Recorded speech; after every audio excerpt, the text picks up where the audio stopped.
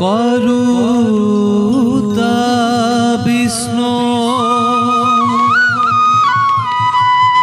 काम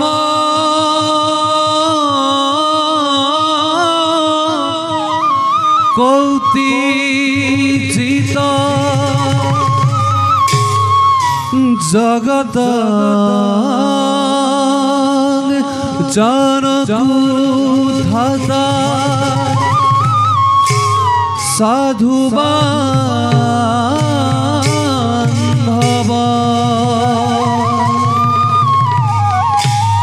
गीत राघेन्द्रा ताल एक ताल एक ताल।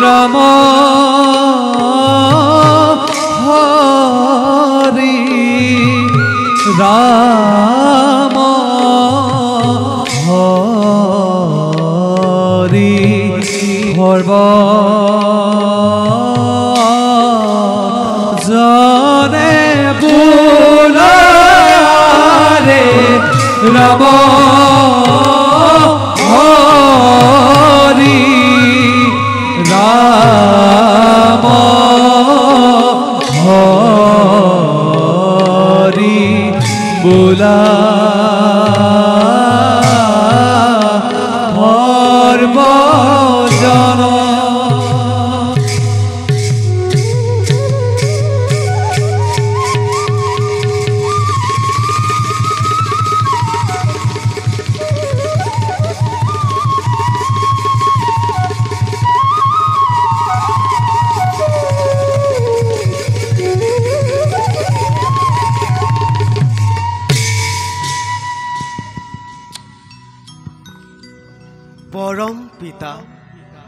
অনাদিৰ নিৰঞ্জনৰ ইচ্ছা আমি এই বিশ্ব ব্ৰহ্মাণ্ডৰ জীৱসমূহৰ পালনৰ গভীৰ দায়িত্ব কৰিছোঁ বহন। আমাৰ কৰোণাতে এই বিনন্দীয়া সৃষ্টি আমাৰ লীলাক্ষেত্ৰ সমস্ত জগত এই জগত দুষ্ট দমন আৰু সাধুসকলৰ পৰিত্ৰাণৰ অৰ্থে আমি যুগে যুগে নানা ৰূপে লওঁ অৱতাৰ। কাৰণ আমি এই জগতৰ গৰাকী আমি বিষ্ণু।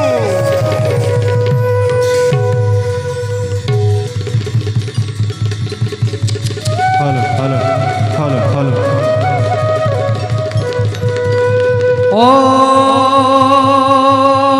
হৰি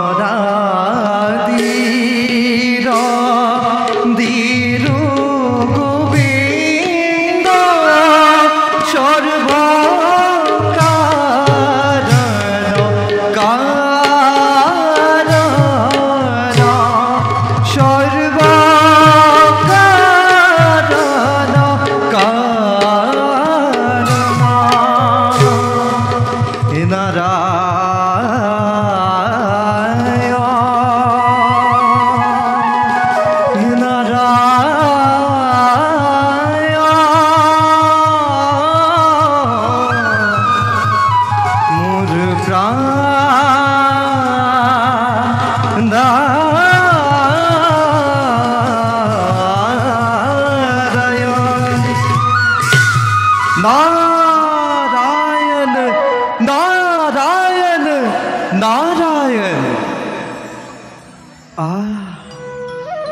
सृष्टिर महापालक महाप्रभु भगवंत আজি সংসাৰৰ কিবা খুবিমল চিন্তাত বিভোৰ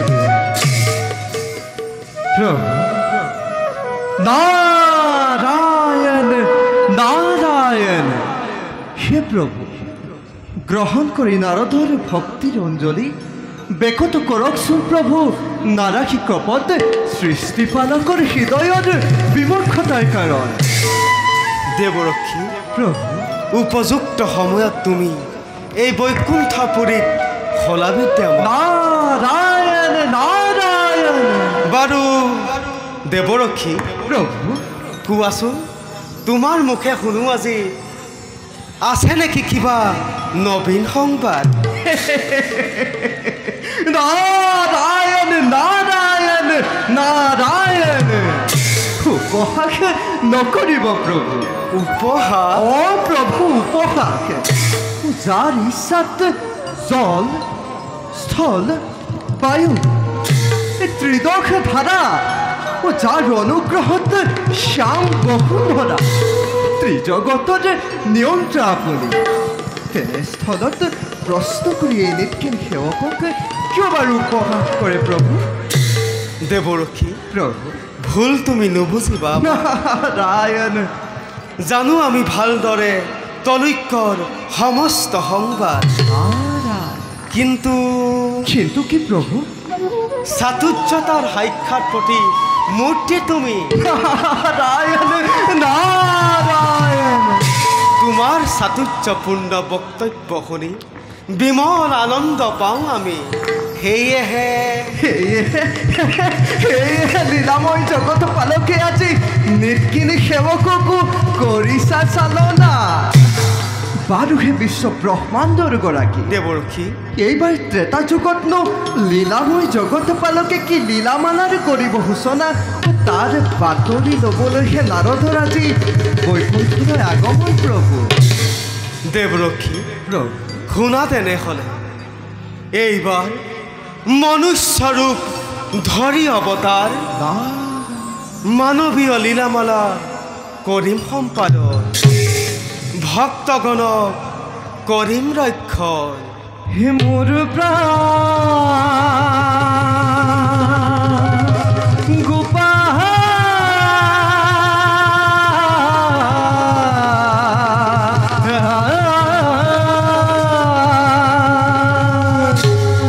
দীনবন্ধু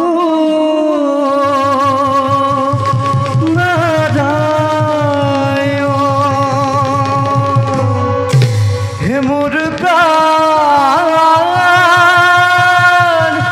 গোপাল, দীনবন্ধু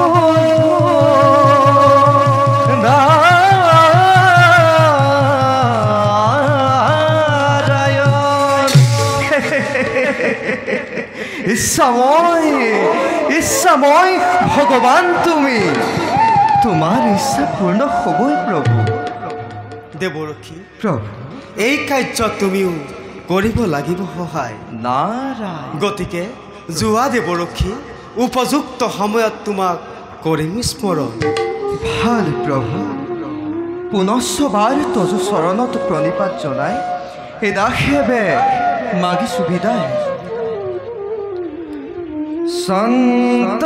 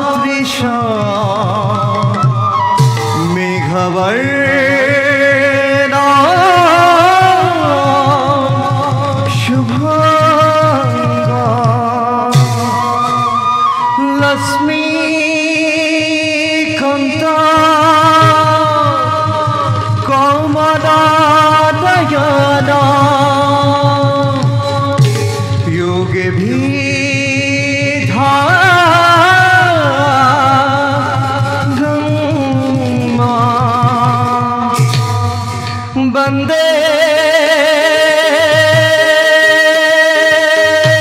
বিষ্ণু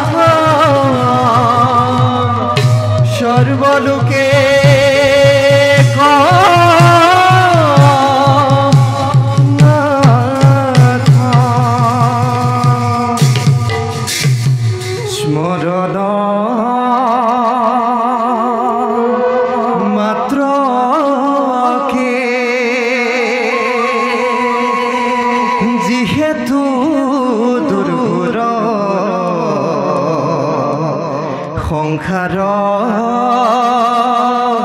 দুখ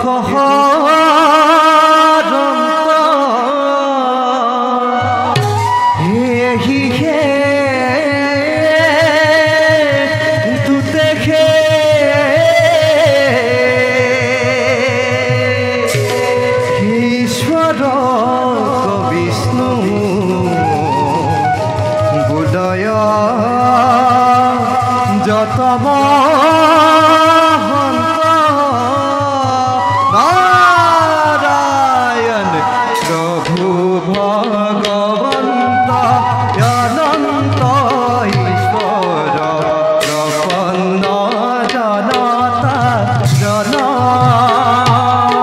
হে তুমি প্রিয়তম পরম দেবতা জানিয়া জন হরি রাম নারায়ণ রাম রাম নারায়ণ হরি রাম নারায়ণ রাম রাম নারায়ণ রাম রাম নারায়ণ রাম রাম নারায়ণ নারায়ণ নারায়ণ নারায়ণ। আমিও এতিয়া নিজ কাৰ্যত হওঁ অগ্ৰসৰ।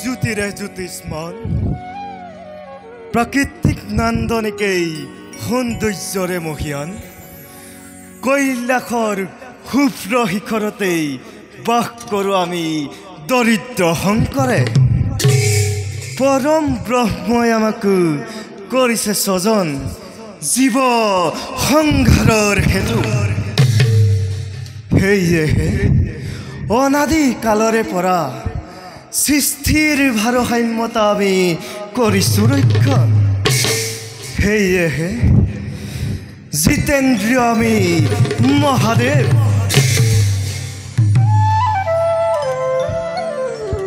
তলৈকৰ ভক্তগণৰ আকুল আহ্বানে আমাৰ কঠিন হৃদয়তো কৰুণাৰ উদ্যোগ কৰে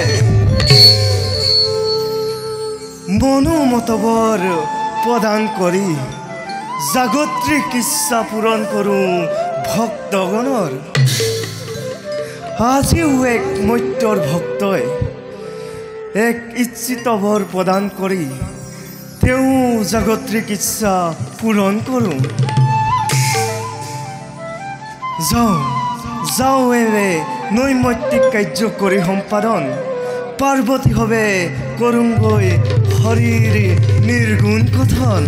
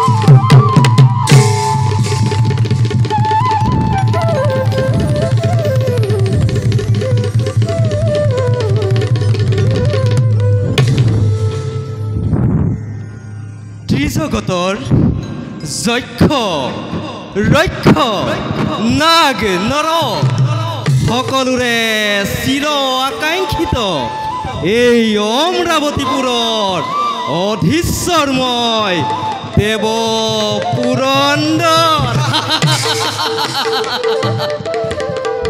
33 কোটি দেৱতাই যাৰ আদেশ পালিবৰ হেতু সদা হস্তম অদিতিৰ নন্দন ময়ে ইন্দ্ৰ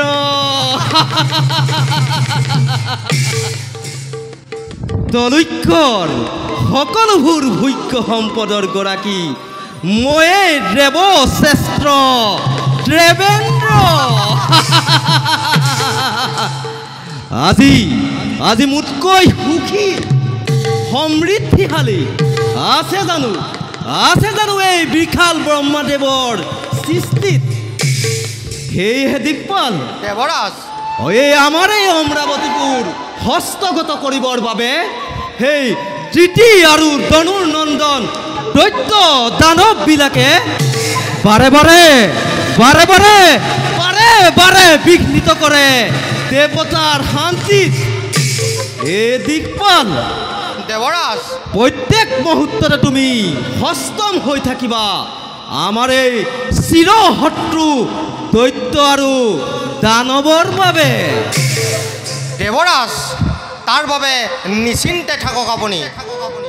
জানো আমি ভালদৰে কৰ্তব্য আমাৰ লাগে মাত্ৰ আপোনাৰ আদেশ। শত্ৰুক মুহূৰ্ততে কৰিম নিৰ্শেষ। ধন্য দিকপাল, শুনি সুখী হলো তোমাৰ উচ্ছ্বাসিত বাণীত। বাৰু দিকপাল, দেৱৰাজ অমৰাৱতীৰ চতুৰ্দিশে সদা সৰ্বদা তীক্ষ্ণ দৃষ্টি ৰাখিবা তুমি। চাবা যাতে শত্ৰুৰ আক্ৰমণৰ বাবে নাথাকে যেন ক'তো ছিদ্ৰ। কাৰণ শত্ৰু অতিকে চতুৰ। ব'লা এবে যাওঁ আমি নৰ্তকীগণৰ পাশে, উপভোগ কৰি মনোৰম নৃত্য গীত ৰাজকাৰ্যৰ অৱসাদ দূৰ কৰোঁ আমি। বলক দেৱৰাজ।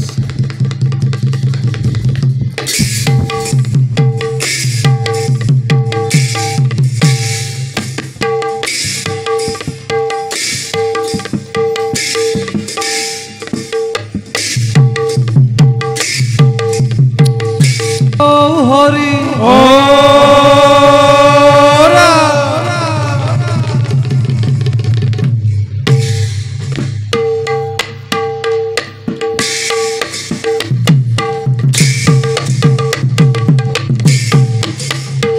আরে প্রবেশিলা সভা মাঝে প্রহর রাজন, প্রবেশিলা সভা মাঝে প্রহর রাজন। আরে রঙ্গ মনে প্রবেশিলা দেখিতে শুভন, রঙ্গ মনে প্রবেশিলা দেখিতে শুভন। আরে এহি মতে পাইলা গয়া সভার ভিতর, রাম হরি ফুলারি রঙ্গর, রাম হরি ফুলারি রঙ্গর।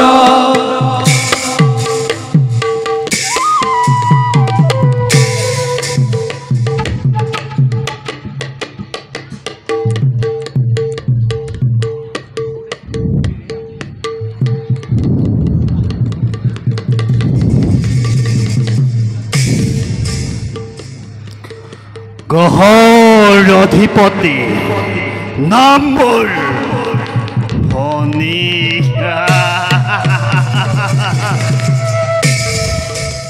মোৰ এক কটাক্ষত ভস্মীভূত হ'ব পাৰে সমস্ত জগত এটি বলকতে। কাৰণ য'তেই দৃষ্টি মোৰ তাতেই প্ৰলয়।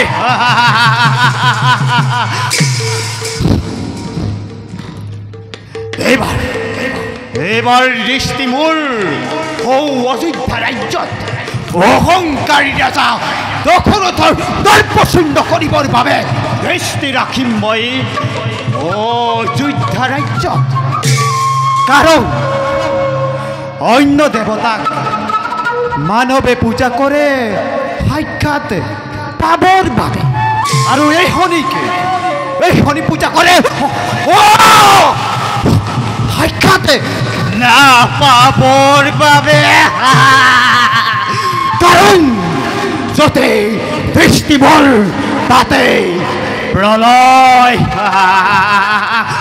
য'তেই দৃষ্টিবল তাতেই প্ৰলয় য'তেই দৃষ্টিবল তাতেই প্ৰলয়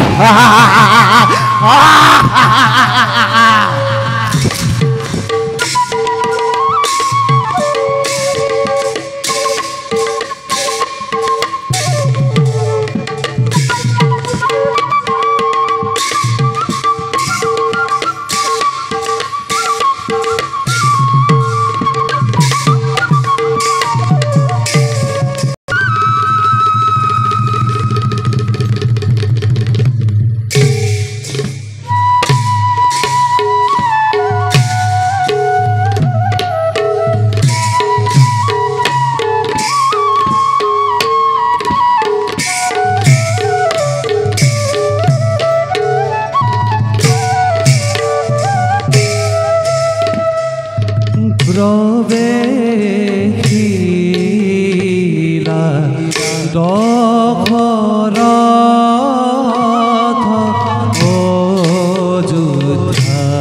অযোধ্যারা জন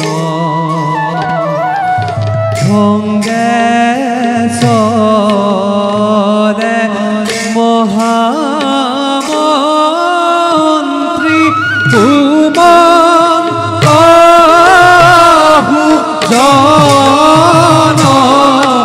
আরে ভঙ্গেশ্বরে মহামন্ত্রী ভূমন্তহুর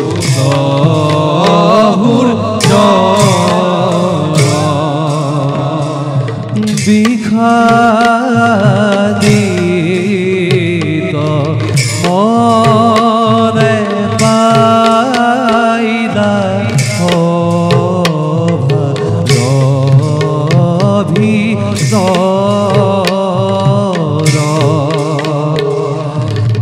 রাম হরি রাম হরি ধুলা নিরন্তর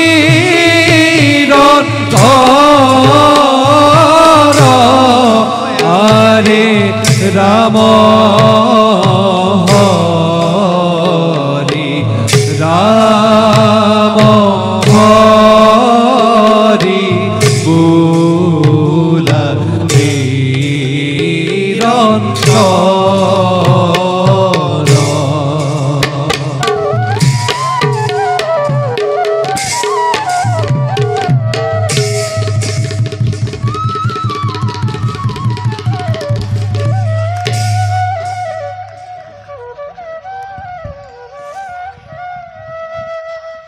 মন্ত্ৰীবৰ মহাৰাজ আচৰি কুশলে মোৰ অযোধ্যাৰ প্ৰিয় প্ৰজাগণ অভাৱ অনাটন অথবা বহিঃশত্ৰুৰ আক্ৰমণে জৰ্জৰিত কৰিছে নেকি প্ৰজাগণৰ জীৱন জনাওক মন্ত্ৰীবৰ সকলোতে নকৰি বলক মহাৰাজ মন্ত্ৰীবৰ কুশলে আছে অযোধ্যাৰ প্ৰিয় প্ৰজাগণ কিন্তু মহাৰাজ কিন্তু বুলি ৰৈ গ'ল কিয় মন্ত্ৰীবৰ মহাৰাজ মন্ত্ৰীবৰ আজি প্ৰায় কিছুদিন ধৰে নিৰীক্ষণ মই কৰিছো আপোনাক পূৰ্ণিমাৰ চন্দ্ৰসেন মুখনি আপোনাৰ দেখা পাওঁ যেন বিষাদৰ কিবা কলীয়া ডাৱৰে আৱৰা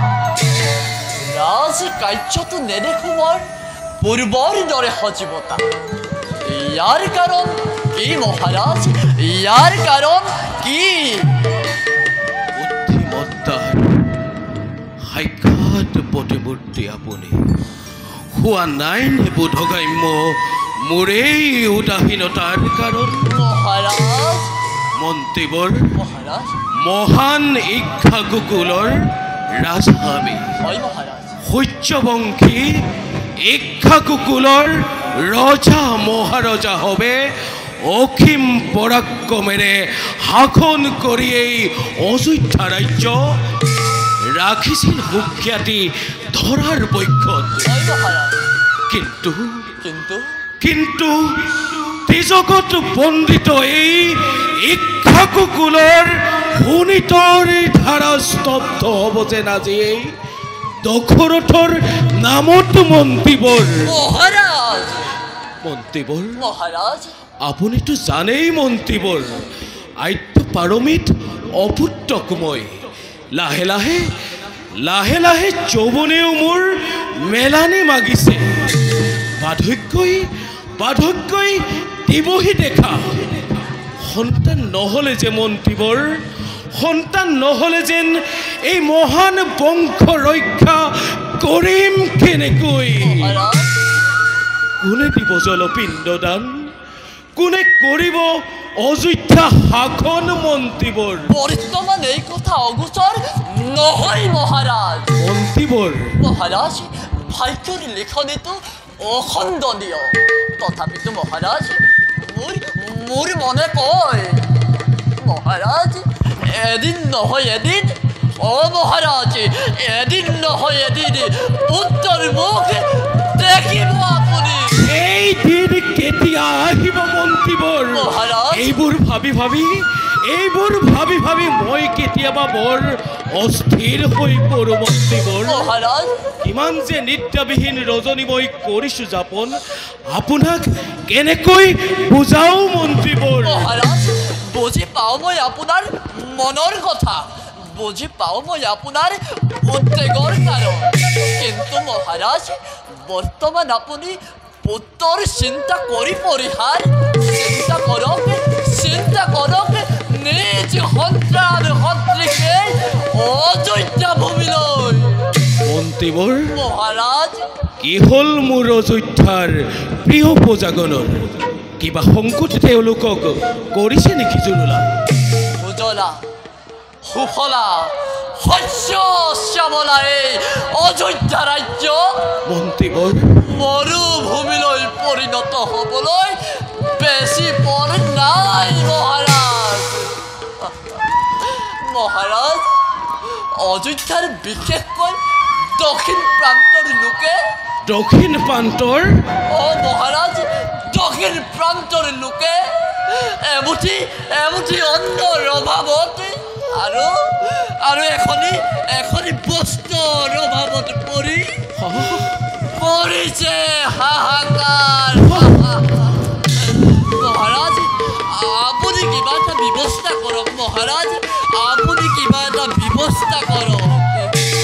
কি ক'লে মন্ত্ৰীবৰ? মহাৰাজ অযোধ্যাৰ দক্ষিণ প্ৰান্তত আজি এনেকুৱা অৱস্থা? হয় মহাৰাজ।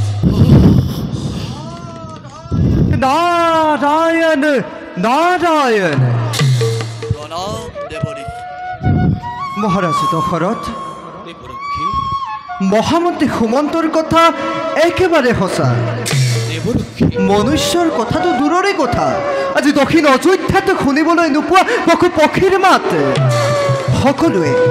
সকলোৱে তোমাক ধিক্কাৰ দি অযোধ্যা ত্যাগ কৰিছে চিৰদিনলৈ। ইয়াৰে কিবা এটা ব্যৱস্থা কৰা সূৰ্যবংশী ৰাজা দশৰথ,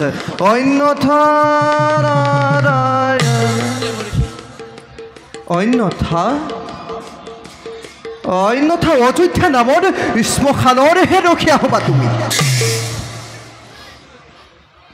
দেৱৰক্ষী ৰাজন কি ক'লে দেৱৰক্ষী? জন্মভূমি ত্যাগ কৰি অযোধ্যাবাসীয়ে ধিক্কাৰ দিছে আজি এই ৰাজা দশৰথক। এয়া মই কি কাৰ্য কৰিছোঁ? উন্মুক্ত হৈ বিষয়ৰ ভোগ বাসনাত উদ্ৰেগ্ন হৈ সন্তানৰ চিন্তাত নিজ সন্তান সদৃশ প্ৰিয় প্ৰজাগণক মই কৰিছোঁ অৱহেলা। নাই দেৱৰক্ষী, মই ইয়াৰ এটা নিশ্চয় কৰিম ব্যৱস্থা। মন্ত্ৰীবৰ হে দেৱৰী মন্ত্ৰীবৰ এতিয়ালৈকে আপুনি কিবা কৰি ব্যক্ত কৰক কিবা হেতু বৃষ্টিপাত হোৱা নাই আমাৰ অযোধ্যা ৰাজ্যত ৰাজন ইন্দ্ৰৰাজী মেঘকণে কিবা হেতু বৃষ্টিপাত কৰা নাই তাকে নুবুজিলোঁ আমি মহামন্ত্ৰী সুমন্ত দেৱৰ্ষি ৰাজন দিওঁ মই শীত উপদেশ প্ৰথমে পৰিভ্ৰমণ কৰি তুমি তোমাৰ ৰাজ্যৰ দক্ষিণ প্ৰান্তত ৰাজ সাহায্য প্ৰদান কৰা ভোকাতুৰ প্ৰজাৰ সাগৰত আৰু তাৰ পাছত গমন কৰি তুমি অমৰাৱতীপুৰে সোধা গৈ দেৱেন্দ্ৰক ইয়াৰ কাৰণ আছে তোমাৰ শৰীৰত শক্তি প্ৰয়োজন হ'লে সন্মুখ ৰণত পৰাজিত কৰি দেৱেন্দ্ৰক বৃষ্টিপাত কৰোৱা তুমি অযোধ্যা ৰাজ্যত উত্তম দেৱৰ্ষি প্ৰথমে যাম মই বজাৰ কাষলৈ দান কৰি অন্ন বস্ত্ৰ প্ৰথমে ৰাখিম প্ৰজাৰ জীৱন তাৰ পাছত চাম ভালদৰে কিবা দৰে বৃষ্টিপাত নকৰে দেৱেন্দ্ৰই মোৰ ৰাজ্যত শৰীৰত আছে মোৰ অসীম শক্তি পৰাজিব পাৰোঁ মই দেৱেন্দ্ৰক সন্মুখ ৰণত উত্তম দেৱৰ্ষি দশৰথ অযোধ্যাৰ ৰজা প্ৰজা সবাৰে হৈ আপোনাৰ চৰণত জনাইছোঁ শতকোটি প্ৰণিপাত কল্যাণ নমস্ত ৰাজলক্ষ্মীয়ে পুনৰ বাস কৰক অযোধ্যা ৰাজ্যত তেন্তে মই এতিয়া বিদায়হে মাগিলোঁ ভাল দেৱৰ্ষি হে হৰিত শৰণ লোৱাজি তুজৰ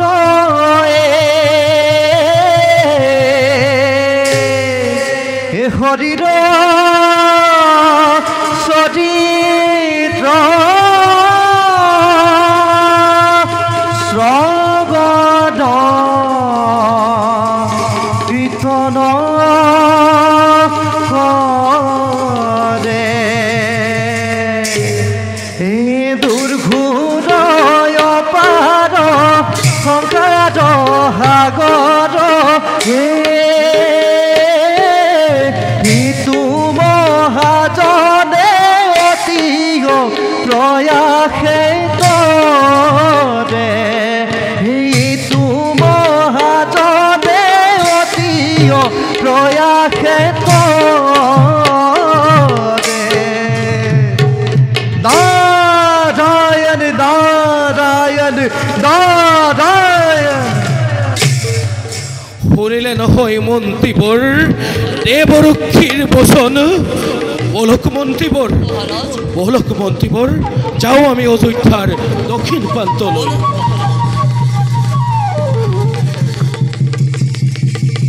হৰি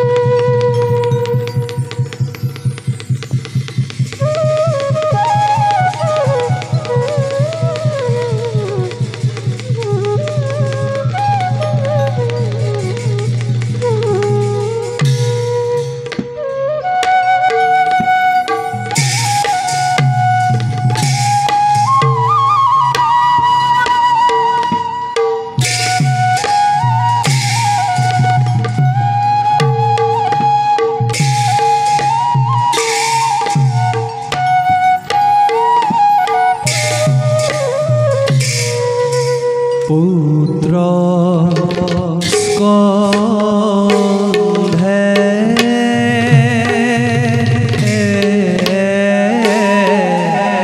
চৰি যায় অন্ধ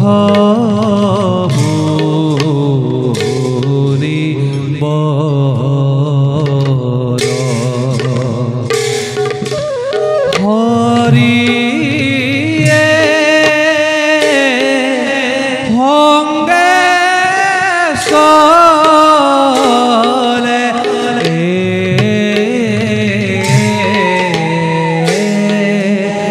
অন্ধ ভাৰ্যা অৰণ্য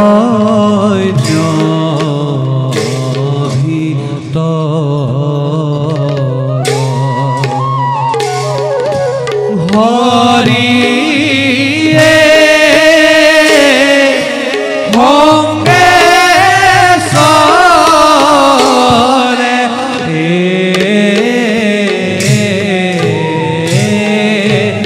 অন্ধ ভাৰ্যা অৰণ্য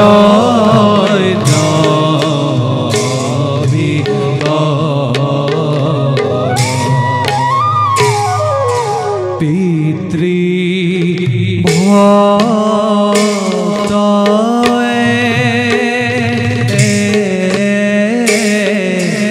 হিন্দু মুনি গুণ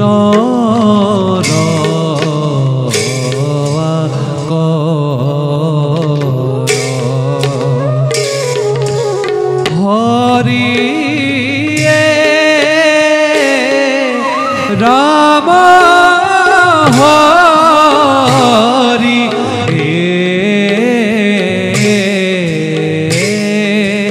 বলি কাকা হভা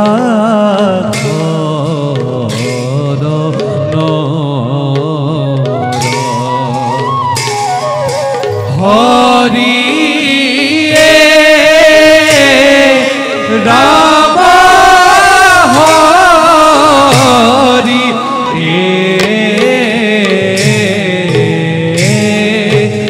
বলি দাগা হভা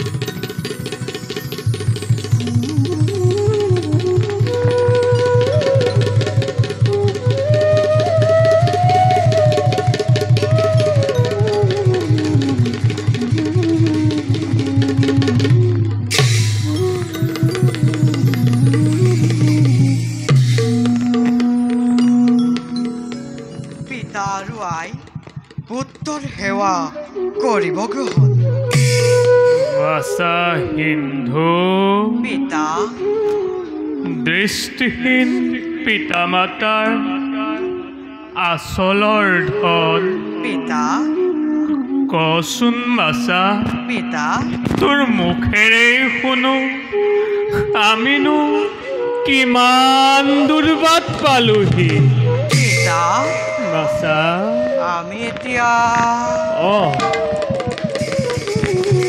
এতিয়া পিতা অযোধ্যা ৰাজ্যৰ দক্ষিণ প্ৰান্তৰ সীমামূৰীয়া অৰণ্যৰ মাজত পিতা অৰণ্যৰ মাজত বাছা আই তই আমাৰ জীৱনৰ একমাত্ৰ সম্বল বাছা আই একমাত্ৰ সম্বল মাতৃ হৈ নেদেখিলো নিজ পুত্ৰৰ মুখ আই কেনি গলি বাছা আই আছো এমাহ কাষলৈ আই স্পৰ্শ কৰি তোৰ কোমল দেহা আই আনন্দ লপে টুকুৰি মাতিয়ে আই বাছা মোৰ ফুল আই তই আৰু আমাৰ বাবে কিমান কষ্ট কৰিবি বাছা আই কিমান কষ্ট কৰিবি সঁচা কথা বাছা পিতা আমি অপৰাধী তোৰ ওচৰত পিতা আমি যে তোৰ কলক্ৰ হৈ তোক কিমান কষ্ট দিছো বাছা পিতা কিমান কষ্ট দিছো পিতা নহয় নহয় পিতা আৰু আই বাছা তোমালোকে তেনেকৈ নকবা মোক বাছা পিতৃ মাতৃৰ চৰণ সেৱা কৰা জানো পুত্ৰৰ একমাত্ৰ কৰ্তব্য নহয় তোমালোকৰ সেৱাৰ কৰাটো মোৰ বাবে যে কিমান আনন্দৰ কথা সেয়া মই তোমালোকক বুজাম কেনেকৈ বাছা পিতা সেৱা কৰাৰো এটা বয়স আছে বাছা আছে বয়স আছে সেৱা কৰাৰো এটা বয়স আছে আই তই এই কোমল বয়সতে আমাৰ বাবে আৰু কিমান কষ্ট কৰিবি বাছা আই কিমান কষ্ট কৰিবি আই মইনো কি কষ্ট কৰিছোঁ যি পিতৃৰ বাবে এই বিনন্দীয়া সৃষ্টি দেখিলোঁ আৰু যি মাতৃয়ে 10 মাহ 10 দিন গৰ্ভৱতী বক্ষ অমিতেৰে মোক ডাঙৰ কৰিলে তাৰ প্ৰতিদান জানো আই তাৰ প্ৰতিদান জানো কোনো পুত্ৰই জীৱনত খুচিব পাৰিব বাছা নোৱাৰে আই কেতিয়াও নোৱাৰে বাছা হিন্দু পিতা তই বৰ সঁচাকৈয়ে ডাঙৰ ডাঙৰ কথা ক'বলৈ শিকিলিও বাছা পিতা হেৰা জীৱনে শিকাইছে তোক যি বয়সত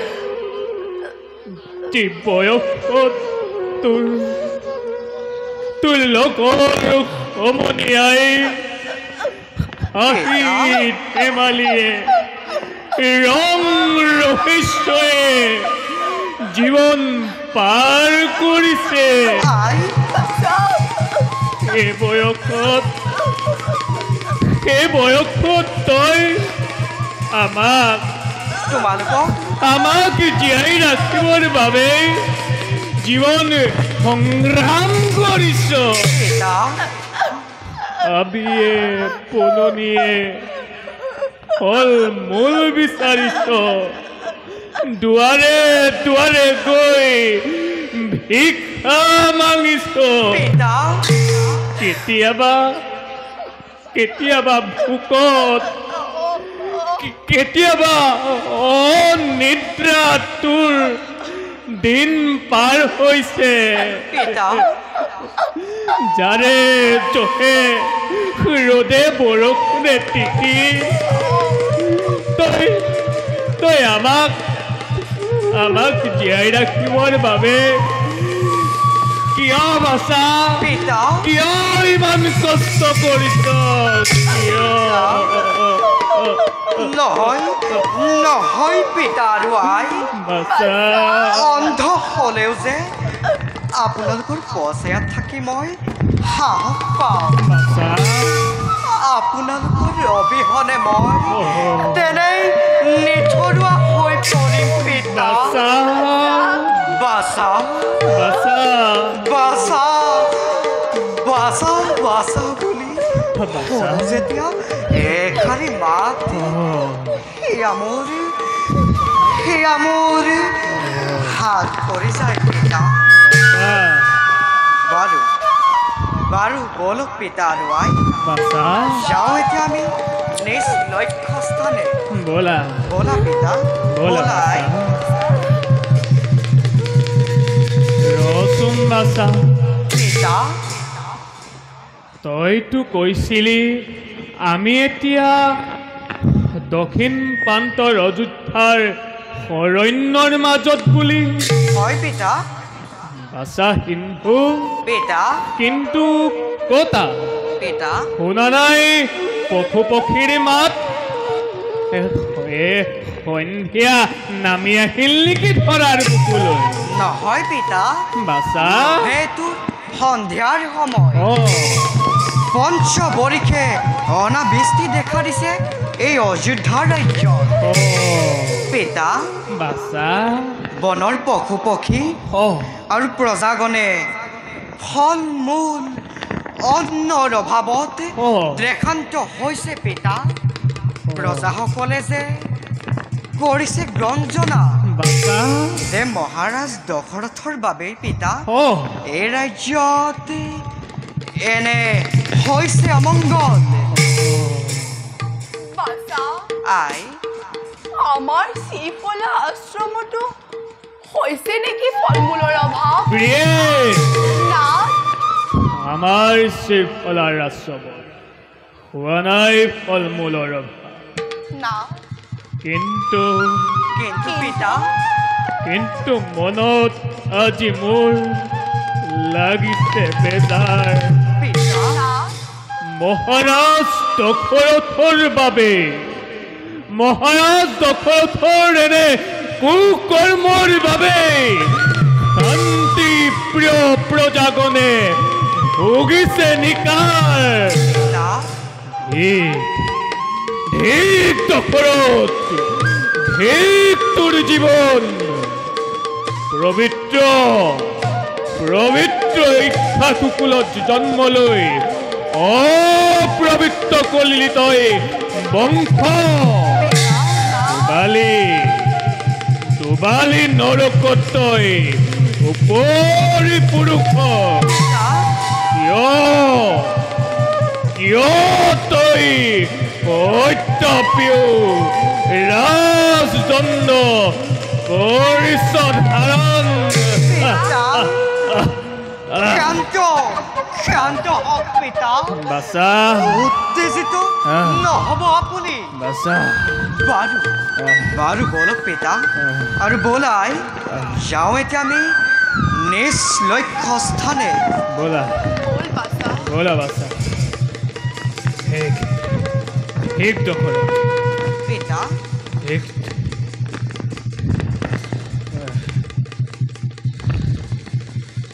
আই বলাই বল বাছা